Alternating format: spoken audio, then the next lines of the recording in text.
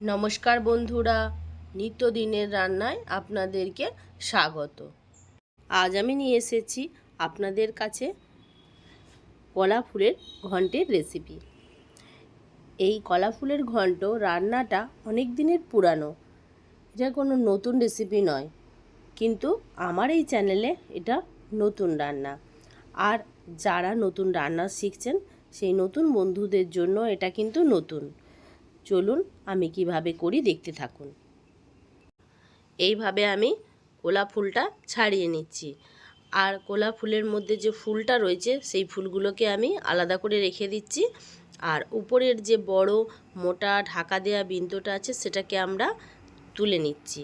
জানেন, এই জিনিসগুলোকে আমরা ছোটোবেলায় নৌকা বানাতাম। মা যখন এই কলা ফুল ছাড়াতো তখন এই কলা ফুলের যে ঢাকা অংশটা মানে পাপড়ির মতো যে অংশটা রয়েছে ওটাকে আমরা নৌকা বানাতাম। এরপর ফুলটাকে বেছে নিতে হবে, তার আগে হাতে সর্ষের তেল বুলিয়ে নিতে হবে যাতে কালো দাগ না হয়ে যায়।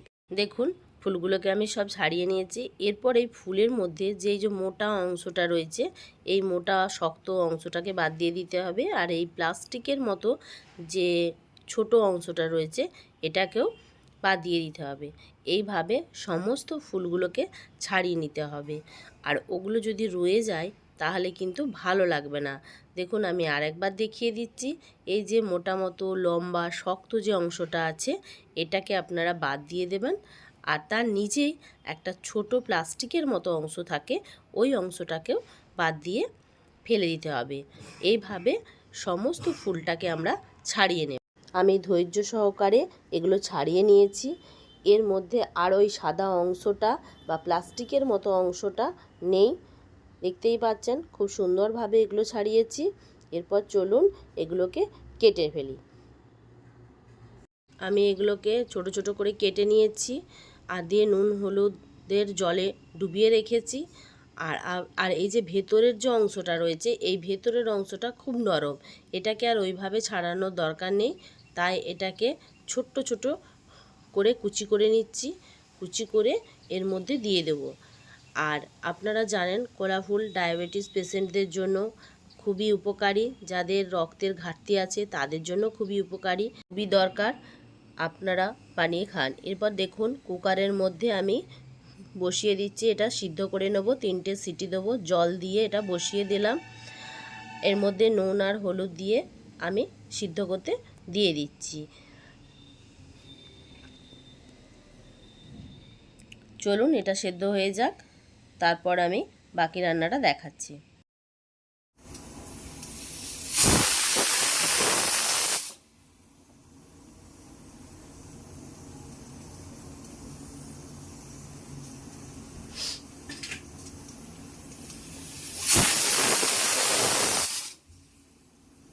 গ্যাসের ওভেনটা আমি জেলে নিয়েছি। এরপর আমি কড়া বসিয়ে দেবো, দিয়ে সর্ষের তেল গরম হতে দিয়ে দেবো। আমি সর্ষের তেলে রান্নাটা করব, আপনারা চাইলে অন্য কোনো তেলে রান্না করতে পারেন।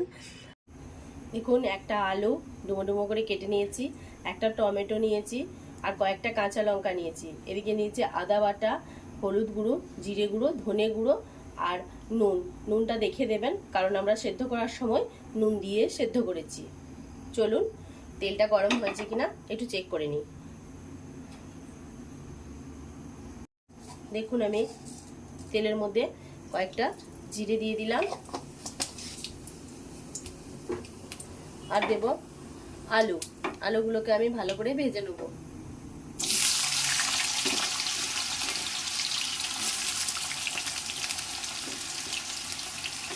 এর মধ্যে এই কলা ফুলের মধ্যে নারকেল কোড়া বা নারকেলকে কুচি কুচি করে কেটে দিলে খেতে ভালো লাগে।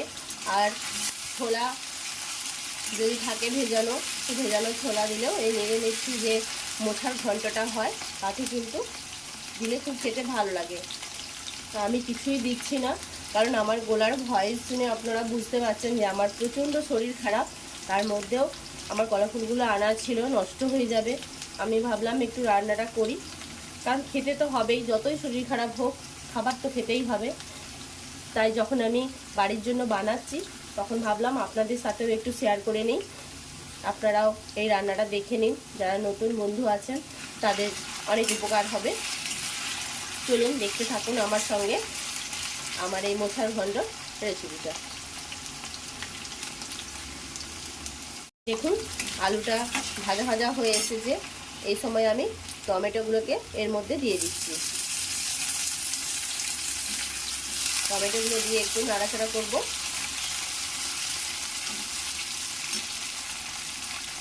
দেন আমি এই সমস্ত মশলাগুলো এর মধ্যে দিয়ে দিলাম।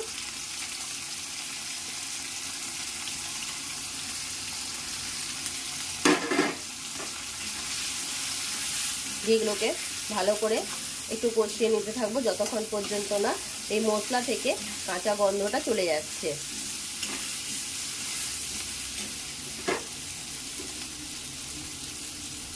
কাঁচা লঙ্কাগুলো দিয়ে দিচ্ছি। আপনারা যে যে পরিমাণে ঝাল খান সেই অনুযায়ী কাঁচা লঙ্কা দেবেন। তবে মোছার ঘন্টতে খুব একটা ঝাল ভালো লাগে না, একটু হালকা মিষ্টি হলে ভালো লাগে।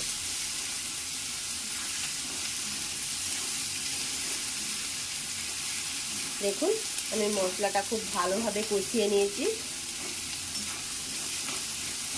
এই সময় আমি এই মোছাগুলো এর মধ্যে দিয়ে দিচ্ছি।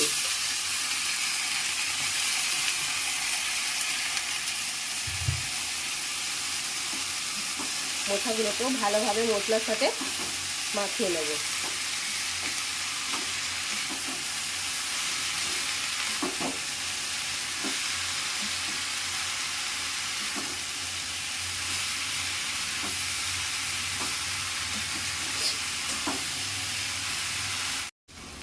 দেখুন মশলাটার সঙ্গে আমার মোছাটা খুব ভালোভাবে মাখানো হয়ে গেছে। এ পর্যায়ে আমি একটু ঢাকা দিয়ে দেবো। 5 মিনিটের মতো ঢাকা দিয়ে দিই। 5 মিনিট হয়ে গেছে। আমি ঢাকা খুলে দেখবো মোছাটা কি অবস্থায় আছে। দেখুন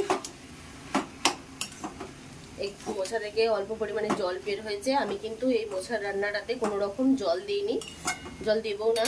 আমার বাড়িতে সেদ্ধ করে রাখা গরুর দুধ ছিল, আমি এটা 1 কাপ এই গরুর দুধটা এর মধ্যে দিয়ে দিচ্ছি। আপনারা যদি বাড়িতে দুধ না থাকে তাহলে আমুলের যে দুধগুলো পাওয়া যায় বা অন্য কোনো কোম্পানির যে 10 টাকার দামি যে দুধগুলো পাওয়া যায় সেই প্যাকেটগুলোকে গরম জলের সাথে গুলে এর মধ্যে দিয়ে দেবেন। দেখবেন খুব সুন্দর টেস্ট আসে। কারণ এটার মধ্যে যেহেতু অন্য কোনো কিছুই পড়ছে না, তাই একটু দুধ দিয়ে রান্না করলে এর টেস্টটা পুরো সম্পূর্ণ আলাদা আসে এবং খেতে খুব ভালো লাগে। নিরামিষের দিনে এরকম করে বানাবেন, দেখবেন খেতে খুব ভালো লাগছে। চলুন আরও আমি 5 মিনিটের মতো এটাকে ঢাকা দিয়ে দেবো। দেখুন 5 মিনিট হয়ে গেছে, খুব সুন্দর সেদ্ধ হয়ে গেছে, রঙও খুব সুন্দর এসেছে। এই সময় আমি একটু গরম মশলা দিয়ে দেবো আর একটু ঘি দেবো।